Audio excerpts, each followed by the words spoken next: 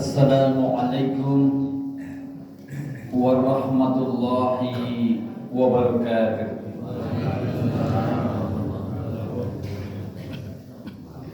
Innal hamdalillah nahmaduhu wa nasta'inuhu wa nastaghfiruh wa na'udzu billahi min shururi anfusina wa min sayyiati a'malina. May yahdihillahu fala mudilla lahu wa may yudlilhu fala hadiya lahu. Asyhadu an la ilaha illallah wahdahu la syarika lahu wa asyhadu anna Muhammadan abduhu wa rasuluh la nabiyya ba'dahu. Ilahi anta maqsudi wa ridhoka matlubi a'tini mahabbataka wa ma'rifataka la ilaha illallah. Yang sama-sama kita hormati Ketua Takmir Masjid Al-Muttaqin. Insyaallah di sini kumpulan orang-orang yang bertakwa. Dari wajah-wajahnya kelihatan calon penghuni surga. Ciri penghuni surga itu pasti bahagia dan banyak senyum. Betul ya? Juga seluruh pengurus Masjid Al-Muttaqin yang istiqomah di jalan Allah, mengajak kita semua menjadikan masjid ini menjadi tempat terbaik, tempat yang mendekatkan diri kita kepada Allah, menghadirkan ketenangan, kedamaian, dan ketentraman. Juga seluruh jamaah sholat subuh dan pengajian Ahad pagi, semoga kita semua dimudahkan oleh Allah mendapatkan kebahagiaan dunia dan surga akhiratnya. Amin, amin ya rabbal alamin. Marilah kita bersyukur pada Allah di pagi yang berbahagia ini.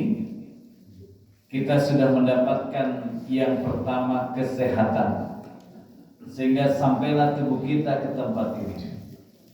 Banyak orang yang belum sampai ke masjid di pagi hari karena diantaranya belum mendapatkan kesehatan. Yang kedua, kita bersyukur pada Allah karena kita diberi keistiqomahan untuk terus menjalankan sholat 5 waktu. Yang ketiga, kita bersyukur pada Allah karena mendapatkan keberlimpahan rezeki. Di antaranya di depan Bapak Ibu, rezeki datang mendekat.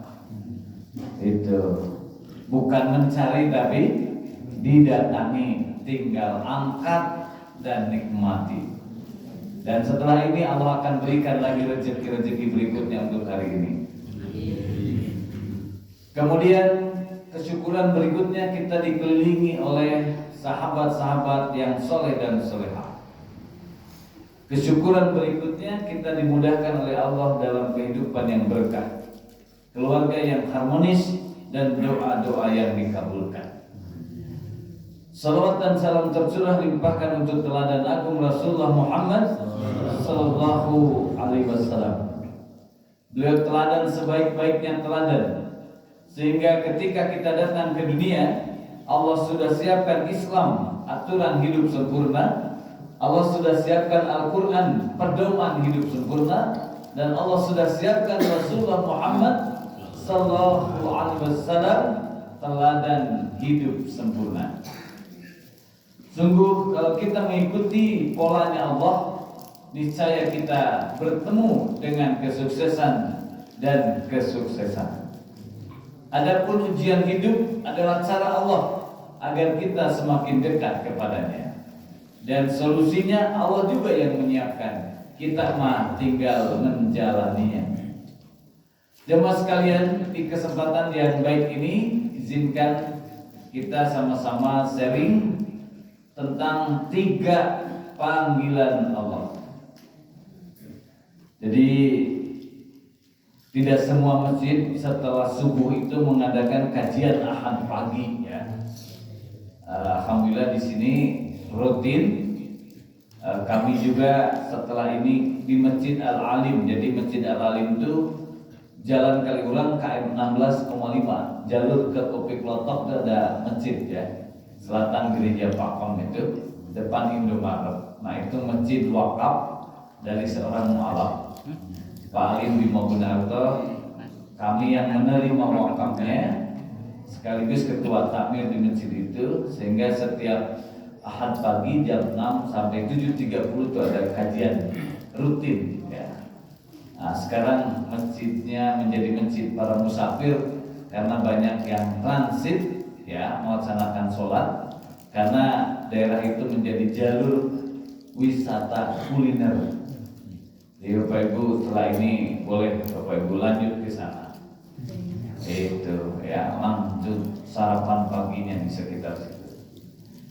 Nah Bapak Ibu sekalian, di kesempatan yang baik ini, kalau saya bertanya untuk apa kita datang ke sini, apa jawabannya kira-kira? Apa Bapak Ibu? Ngambil snack, mencari ilmu, apalagi keridhaan Allah. Mengerucutnya kemana kira-kira? Untuk hidup lebih baik ya. Jadi kenapa kita mengadakan kajian setiap Ahad pagi ya? Untuk hidup lebih baik. Kenapa kita sholat dan sholat lagi untuk hidup lebih baik? Jadi ukuran kita itu adalah hidupnya harus lebih baik. Maka pendekatan tentang hidup lebih baik itu satu, semakin kuat akidahnya. Yang kedua, semakin indah akhlaknya, ya. Yang ketiga, semakin rekat ukhuwahnya. Yang keempat, semakin mapan rupiahnya. Ya. Yang kelima, semakin gagah dakwahnya. Yang keenam, semakin rajin sedekahnya. Kemudian yang ketujuh, semakin banyak bekal husnul khotimahnya. Itu berarti kehidupannya semakin baik. Jadi indikatornya seperti itu. Maka dari sini kalau dikejar lagi, ditanya lagi, lalu apa yang sangat penting dan mendesak kita perlukan dalam hidup? Penting, mendesak. Apa Bapak Ibu? Yang bisa jawab saya kasih diskon potongan umroh 1,5 juta. Oh, itu dapat pagi-pagi 1,5 juta ya. Pak Ismail tapi mintanya cash itu. Nah, apa yang kita pentingkan ya, kita butuhkan, posisinya penting, mendesak. Apa itu? Penting, mendesak ya. Angkat tangan yang merasa banyak dosa. Yang merasa banyak dosa angkat tangan. Ngaku aja lah nih, betul? Kalau kita merasa banyak dosa, berarti yang penting dan mendesak adalah ampunan Allah. Gitu. Jadi buat apa kita banyak uang, banyak harta, kalau meninggalnya banyak dosa? Berarti ampunan Allah itu penting, mendesak. Maka Allah bukakan pintu taubat itu 24 jam. Ya, sebelum kematian tiba, berarti bukan 24 jam lagi, terus menerus sampai kematian tiba. Allah berikan kesempatan untuk bertaubat. Karena dosa itu membuat kita gelap gulita. Menjalani hidup ini kalau penuh dosa menjadi remang-remang, abu-abu. Ya, dari mudah menjadi tidak mudah. Jadi dari ringan menjadi tidak ringan. Maka begitu Allah ampuni dosa kita, hidup kita menjadi bersih, menjadi indah. Kalaupun wafat insya Allah husnul khotimah. Maka itulah jemaah sekalian ya. Sehingga sering-seringlah kita bertobat kepada Allah. Di antara kalimat-kalimatnya, perbanyaklah istighfar. Astagfirullah al-azim, astagfirullah rabbal baraya, astagfirullah minal khotoya. Aku mohon ampun ya Allah, Maha penerima taubat. Aku mohon ampun ya Allah daripada segala dosa. Jadi terkadang kita ini berbuat baik, tapi terkadang di sisi lain kita berbuat dosa. Terkadang kita menghadirkan air yang jernih, tapi terkadang kita mengalirkan air yang kotor. yang muaranya semua adalah ke dalam kehidupan kita semua. Maka stop keran keluarnya air kotor, karena pasti mengotori hidup kita. Maka putarlah keran air kehidupan yang jernih, karena itu akan membersihkan hidup kita, membawa kedamaian dunia dan akhirat. Kemudian jika Allah kasih pilihan hari ini, harus milih ya, di antara pilihan dua. Yang pertama, kekayaan atau kemuliaan, pilih mana? Saya ulang ini pertanyaannya. Kalau Allah ngasih hari ini pilihan kekayaan dan kemuliaan, pilih mana? Kemuliaan. Yang kedua, kalau Allah kasih pilihan lagi keberlimpahan dan keberkahan, pilih mana? Keberkahan. Kalau Allah kasih pilihan lagi kekayaan dan kepercayaan, pilih mana? Kepercayaan. Yakin nih, nggak butuh kekayaan. Tadi pilihnya. Jadi yang dipilih kalau dihadapkan kekayaan dan kemuliaan, pilih kemuliaan. Keberlimpahan dan keberkahan, pilih keberkahan. Kekayaan dan kepercayaan, pilih kepercayaan. Maka pernahkah kita menasehati anak-anak kita, dalam hidup tidak boleh miskin, capek miskin itu, lelah, pusing, kamu harus kaya. Maka anak itu nancep tuh nasihatnya apa? Kaya. Kaya. Dia merantau, maka yang tersimpan di pikirannya apa? Kaya. Jadi kalau lebaran pulang harus bawa mobil. Karena yang terpikir apa tadi nasihatnya? Kaya. Sementara ada satu bapak nasihatnya beda. Nah, dalam hidupmu jaga kemuliaan. Namamu baik di hadapan Allah, jasadmu baik di hadapan Allah, ruhanimu baik, bersih, jaga tetap mulia di atas makhluk lainnya. Ikuti maunya Allah. Yang kedua, jaga keberkahan. Pastikan hidup semakin baik dan semakin baik. Hidupmu berkah, keluargamu berkah, hartamu berkah. Yang ketiga, jaga kepercayaan dari Allah. Kita dipercaya ke dunia sebagai khalifatul fil ardh, menjadi abdun, hamba Allah. Jaga dan jaga kepercayaan orang-orang di sekitar kita. Kemuliaan, keberkahan dan kepercayaan jaga dalam hidup. Gak ada nasihat tentang kaya. Hiduplah dia ingat terus nasihatnya, jaga kemuliaan, keberkahan dan kepercayaan. Kira-kira saya tanya, yang lebih kaya yang pertama apa yang kedua? Yang dapat nasihat hanya kaya atau yang kedua? Nah, pertanyaannya, kekayaan itu mendekatkah kepada keberkahan, kemuliaan dan kepercayaan? Berarti ketika diberikan nasihat yang kedua tadi, ya, dengan orang yang berbeda, maka yang lebih indah hidupnya yang mana? Yang menjaga kemuliaan, keberkahan dan kepercayaan. Apakah orang yang punya kekayaan pasti berkah?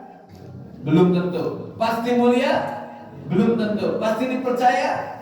Belum tentu. Tapi kalau dia jaga kemuliaan, dia jaga keberkahan, dia jaga kepercayaan, apakah kekayaannya mendekat atau menjauh? Mendekat. Nah, itu sekali. Ya, maka nasihat-nasihat kita kepada keluarga kudu mulai direvisi. Ya, itu. Nah, Bapak Ibu sekalian, maka di antaranya agar kita tetap punya kemuliaan, punya keberkahan dan kepercayaan, maka kita perlu memenuhi 3 panggilan Allah. Apa panggilan yang pertama? Panggilan yang pertama adalah panggilan sholat. Jadi sholat hari ini kita tanamkan dalam pikiran kita bahwa ini undangan Allah. Apakah Bapak Ibu berani tidak ada undangan sholat subuh, lalu Bapak Ibu sholat subuh, ya, jam 10 pagi berani? Jadi undangannya jam berapa? Undangannya jam 4.28, betul? Jadi Allah tuh undang kita janjian, rindu ditemui di masjid Allah. Kalau kita pernah dapat undangan dari tetangga pernikahan, bapak ibu datang atau datang? Datangnya 3 jam setelah acara atau datang tepat waktu sesuai undangan? Pakai pakaian terbaik atau biasa saja? Bawa uang atau tidak? Coba, itu kita datang, jauh-jauh datang. Kalau nggak datang nggak enak. Disuruh makan, disuruh makan. Oh enak kan makan. Nyumbangnya 50.000, makannya sekenyangnya. Lumayan lah bawa keluarga 3 impas, ya kan? Wah itu. Jadi undangan yang pertama, panggilan yang pertama dalam hidup yang diulang-ulang oleh Allah setiap hari sampai 5 kali itu adalah panggilan sholat. Mari kita lihat keajaibannya sholat ini. Ada 3 cirinya. 1, perintahnya langsung kepada Nabi Muhammad SAW. Di peristiwa Isra Mi'raj, Allah langsung SK-kan, tidak melalui perantara malaikat Jibril. Jadi kalau ada SK yang diturunkan tidak melalui malaikat Jibril, langsung Allah itu berikan kepada Rasulullah. Ini kira-kira penting apa sangat penting? Penting, sangat penting. Sangat pentingnya hanya untuk Rasulullah Muhammad atau untuk umatnya? Berarti sesungguhnya surat undangan ini dari Allah untuk kita melalui Rasulullah Muhammad SAW. Jadi mungkin kalau bahasa bebasnya, wahai umatku, ini ada undangan setiap hari dari Allah, ya, gitu. SK-nya langsung kepadaku. Ini pertanyaan, kalau Rasulullah bilang begitu, kita mendengar, datang apa datang? Semangat apa loyo? Berarti kalau ke masjid itu ada undangan, bersyukur atau kita menghindar? Bersyukur. Yang kedua, sholat itu menjadi pemersatu umat. Jadi ibadah yang menyatukan umat muslim di satu kampung, ya sholat. Imamnya sama, menghadap arah-arah yang sama, menghadap Allah Tuhan yang sama, mengikuti Rasulullah teladan yang sama, bacaan-bacaan yang sama, betul? Gerakan-gerakan yang sama, itu sholat.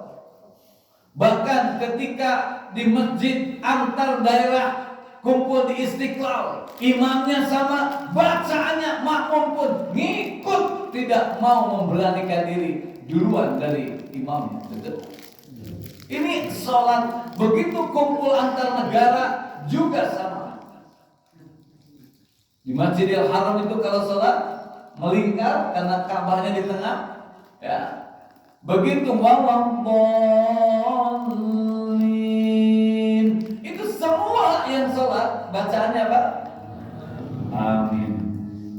Semua. Pada sebelah kiri India, sebelah kanannya, ya, dari Palestina, depannya Turki, belakang Ciamis.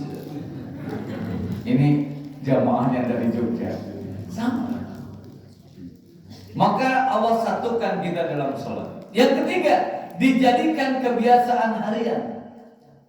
Tidak ada pengubahan jumlah rakaat subuh. Di Jawa Barat 2 rakaat, di sini 2 rakaat. Ya, maka 2, 4, 4, 3, 4 itu nomor kontaknya Allah. Biar sambung. Ya, 2 subuh, 4 zuhur, 4 asar, 3 maghrib, 4 isya. Nah, kalau 2 aja tidak ditekan, nomor yang Anda tuju belum lengkap. Wah, itu kurang nyambungnya. Itu tekan 2 bunyi, gitu. Itu setiap hari kita diundangin. Kenapa diundang setiap hari? Pagi, siang hari, tengah, sore, pergantian siang ke malam dan malam? Karena Allah kangen sama kita. Karena Allah mau memberi kepada kita. Jadi kalau orang ngundang, ya, ngundang itu sebetulnya mau memberi, mau menjamu, betul? Jadi kita diundang oleh Allah sholat itu karena Allah mau jamu hidangan yang lezat. Di antaranya apa? Ketenangan, kedamaian, kebahagiaan, kesehatan, dan dikabulkan doa-doa. Lezat semua. Maka orang kalau habis sholat hatinya tenang, damai, betul? Gitu. Maka pertanyaan saya, karena ini undangan Allah, berarti hidup itu selalu berhadapan-hadapan antara hawa nafsu dengan Allah. Coba, jam 3 kalau ngikuti Allah, itu sholat tahajud atau tidur? Hah? Kita ngikuti Allah ya, jam 3 sampai jam 4. Itu ngikuti Allah, sholat atau tidur?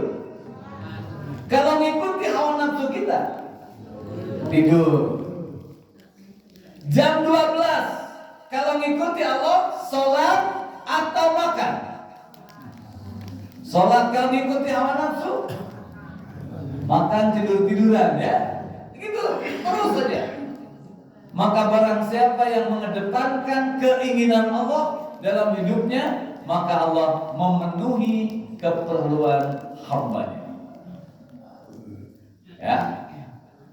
Kemudian connecting antara diri kita dengan Allah, wa'lamu anallaha yaqulu bainal mar'i wa qalbihi. Ketahuilah bahwa sesungguhnya Allah berkomunikasi dengan manusia melalui qalbinya. Qalbu, hati nuraninya, sambung dengan Allah. Allahu akbar, tak sambung batin. Maka ketika salat terjadi namanya hubungan batin Allah dengan hambanya. Maka setelah salat tenang hatinya, damai, langsung Allah kasih. Makanya kalau sholatnya tidak khusyuk, nyambungnya kemana-mana, kok tidak tenang-tenang, betul? Karena salah sambung. Maka sambungkan hatinya, ketika kolbunya sambung, jantungnya stabil. Stabil, berarti sholat itu mau diajar sehat. Kalau jantungnya stabil, maka otaknya jadi cerdas. Maka cara menjaga kita cerdas, tidak pikun, itu aktif sholatnya. Kalau otaknya bagus, ternyata mempengaruhi sarafnya bagus. Ya, sarafnya tidak kejepit, yang kejepit uang. Wow. Sehat karena sarafnya berinteraksi. Hormonnya bagus, imunnya bagus. Akhirnya lebih sehat. Gitu. Wajahnya lebih muda, terjaga lebih sumringah. Gitu. Itulah orang-orang yang sholat. Ya. Jagalah sholat, jangan kau terlambat. Jagalah sholat, lentera hidup sehat. Bila sholat selalu tepat, pikiran menjadi cermat, tubuh kuat jadi sehat. Bekerja penuh semangat, namun bila lupa sholat, pikiran pun keruh pekat, tubuh lemah terasa penat, beban hidup serasa berat. Ikuti saya boleh? Hidup yang berat-berat. Diulangi lagi, yang semangat. Hidup yang berat-berat.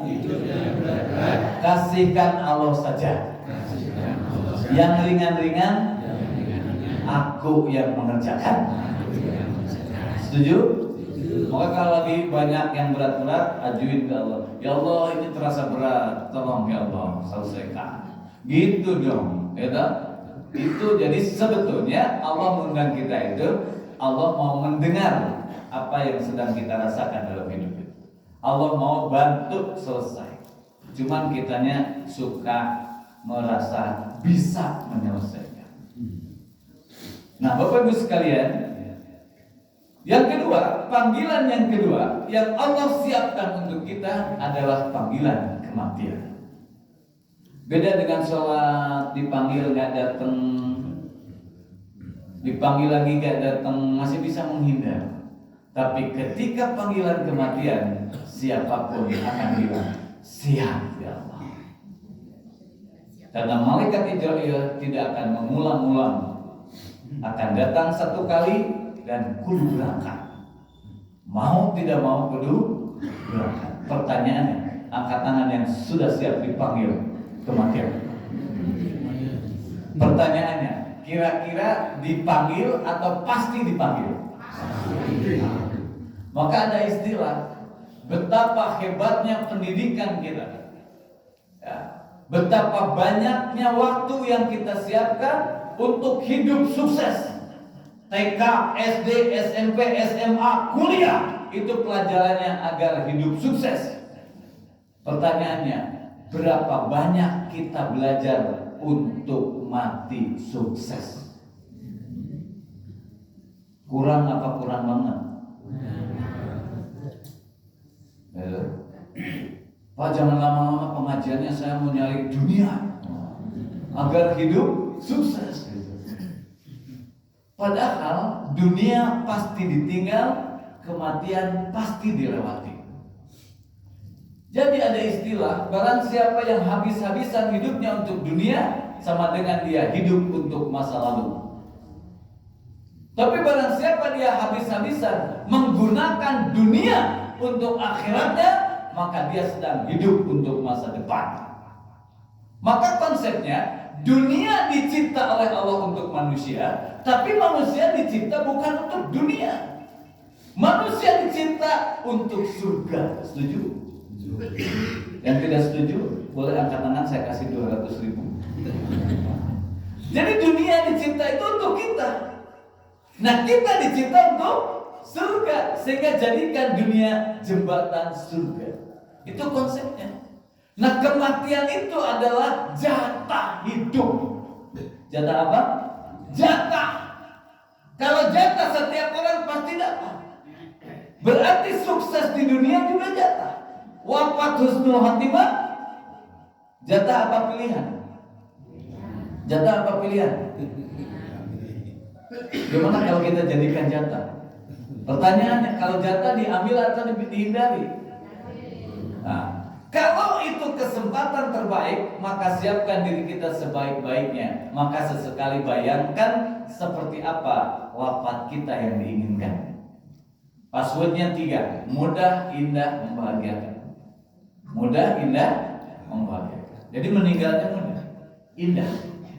Misalkan setelah sholat lagi subuh, rakaat kedua, ya, pas salam yang kedua, assalamualaikum, assalamualaikum, kok gitu. Bagus. Makanya sering-sering sholat. Siapa tahu meninggal jam sholat.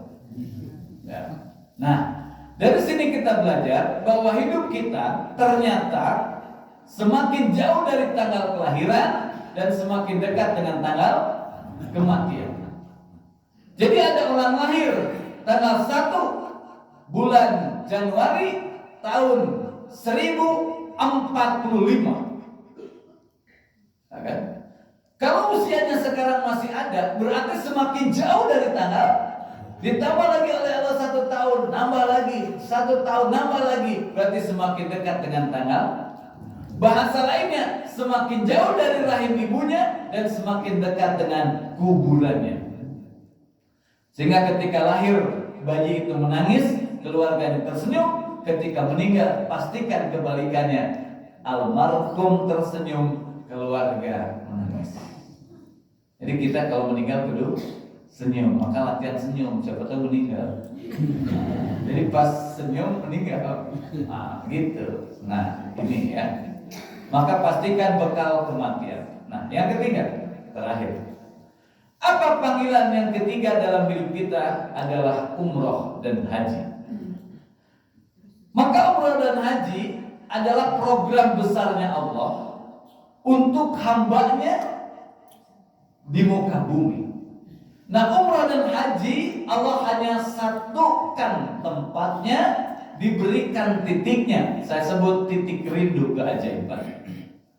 Jadi kenapa undangan haji dan umroh itu tempatnya Allah tetapkan di Arab Saudi? Tidak diduplikasi di Indonesia, betul? Hanya satu-satunya. Karena itu umrah dan haji itu menjadi istimewa. Kenapa? Perjalanannya dia menjadi tamu Allah. Maka saya bertanya, angkat tangan yang mau jadi tamu terbaik di muka bumi, yaitu tamu Allah. Angkat tangan. Mau? Umroh haji itu jatah hidup atau jatah hidup? Saya tanya, umroh haji itu jatah atau bukan? Jatah atau bukan? Kalau ada undangan Allah sholat, nah sholat itu jatah atau bukan? Saya ulangi lagi ya. Allah kan mengundang kita sholat. Nah, sholat subuh itu jatah atau bukan? Nah, Allah undang kematian jatah atau bukan? Jatah. Allah undang umrah haji itu jatah atau bukan? Kalau jatah yang membiayai siapa? Kita apa Allah? Ya Allah. Yang undang siapa? Allah. Lah Allah undang ke masjid aja nyiapin masjid, Allah yang siapkan, biayanya Allah juga, ya sama, betul? Makanya coba dihitung, jangan-jangan sudah lama Allah kirimkan itu biayanya untuk berangkat. Cuma dibelokkan ke NMAX, dibelokkan ke rokok, dibelokkan ke kandang sapi, dibelokkan ke dispenser, dan macam-macam. Maka Bapak Ibu sekalian, ketika kita menjadi tamu Allah, apa kalimat terbaiknya yang disebut kalimat talbiyah? Labbaik Allahumma labbaik, labbaik la syarika laka labbaik, innal hamda wa ni'mata laka wal mulk la syarika lak. Aku datang memenuhi panggilanmu, aku datang memenuhi panggilanmu. Tidak ada sekutu bagimu ya Allah, aku penuhi panggilanmu. Sesungguhnya segala puji dan kebesaran untukmu, semata-mata segenap kerajaan untukmu. Lalu ada yang bertanya, saya dapat apa kalau sampai ke sana? Ternyata Allah itu tahu persis. Sekali datang dapat 3 hal. Waktunya singkat tapi dapat 3 hal. Dan inilah yang kita tunggu-tunggu. Bapak Ibu sekalian, angkat tangan yang banyak keinginan dalam hidup. Coba tengok sebelahnya. Kira-kira yang sebelah kanan banyak keinginan? Oh sama. Yang sebelah kiri? Banyak. Yang keinginannya ingin terkabul. Mau apa mau? Allah undang ke sana. Bawalah 10 proposal hidup. 10 proposal hidup terbaik, keinginan terbaik, 10 besar. Lalu Allah minta ajukan di 7 titik mustazam. Ada namanya multazam antara Hajar Aswad dan pintu Ka'bah. Ada Hijr Ismail, yang setengah lingkaran. Ada di bawah talang emas yang ketiga. Ada di belakang makam Ibrahim. Ya, anta di Bukit Sofa. Kemudian di Bukit Marwah, di bawah lampu hijau ketika sa'i. Kalau di Madinah ada di Raudhah, di Masjid Nabawi. Di pelataran sekitar Ka'bah. Itulah titik-titik super mustazam. Kalau kita berdoa jarang ditolak. Jadi diundang ke sana itu oleh Allah, mau dipercepat keinginannya dikabulkan. Coba merenung. Katanya ingin dikabulkan cepat, betul? Diundang oleh Allah. Sini, jangan mintanya di sini. Aku ingin ketemu denganmu. Jadi Allah tuh janjian sama kita, betul? Rindu, ngundang ke sana. Kitanya, bentar ya Allah masih banyak urusan. Sehingga ini yang pertama. Yang kedua, kan dosa kita banyak, betul nggak? Allah mau hapuskan dengan cepat yang di sana juga. Al-umratu ila umrati kafaratu lima bainahuma wal hajjul mabruru laisa lahu jazaa'un illa jannah. Antara umrah yang satu dan umrah lainnya itu akan dihapuskan dosa. Masa iya sih Rasulullah berbohong? Ini hadisnya Bukhari dan Muslim. Kalau Allah udah janji pasti Allah penuhi, dihapus. Maka berangkatlah ke sana bawa hati yang kotor, bawa koper yang bersih, betul? Pulanglah dengan hati yang bersih, isi kopernya kotor, betul? Dibersihkan. Oh, sudah dikabulkan doanya, dihapuskan dosanya. Dan yang ketiga, kita bicara tadi panggilan kematian. Kan kita butuh bekal yang banyak ketika meninggal, betul nggak? maka Allah undang ke sana untuk dilipat gandakan pahala ibadahnya sampai 100.000 kali lipat. Sholat di sini cuma satu, sholat itu betul kan? Tapi di Masjidil Haram sama 2 rakaatnya kali 100.000 kali lipat. Terus berjamaah lagi berarti kali 27. Coba apa itu? Begitu pulang ke Indonesia, diampuni dosanya, dikabulkan doanya, pahalanya menggunung banyak. Lalu meninggal, tenang nggak meninggalnya? Rupanya umroh dan haji itu adalah program besarnya Allah untuk kita. Tapi kita yang diundang itu belum berangkat juga. Nah, tengok sebelah kanan sambil ditepuk. Boleh Pak? Sebagai penutup pegang semuanya. Pundak sebelah kanannya. Pak pegang Pak. Bu pegang Bu. Bu pegang pundak sebelah kanannya. Ikuti saya. Sahabatku, saya doakan panjenengan dengan mudah rezekinya banyak, semakin banyak, bisa umroh, bisa haji, minimal umroh ke Baitullah, mendapatkan 1, diampuni dosa, 2, dikabulkan doa-doanya, 3, dilipat gandakan gunungan pahalanya. Saya doakan kita umroh bareng. Amin. Tengok sebelah kiri gantian. Sahabatku, terima kasih doanya pun, doanya yang sama untuk panjenengan. Amin. Kita umroh bareng, daftar bareng ke Masjid Al-Muttaqin. Amin. Bapak Ibu, sebagai penutup, jadi panggilan Allah itu yang pertama adalah sholat, yang kedua adalah kematian, yang ketiga umroh dan haji. Dan ternyata sholat dan umroh haji adalah sahabat kematian terbaik dalam hidup kita. Jadi kenapa Allah undang terakhir itu kematian, tapi kenapa Allah bekali dulu? Karena Allah menyiapkan surga untuk kita. Nah Bapak Ibu sekalian, akhirnya semoga masjid sekarang tidak hanya berhasil mengundang jamaah dari rumah ke masjid, tapi juga berhasil mengantarkan jamaah dari Masjid Al-Muttaqin ke Baitullah. Ya, inilah yang sedang kami sekarang siarkan, pentingnya ke Baitullah. Kalau punya anak semudah mungkin umrohkan.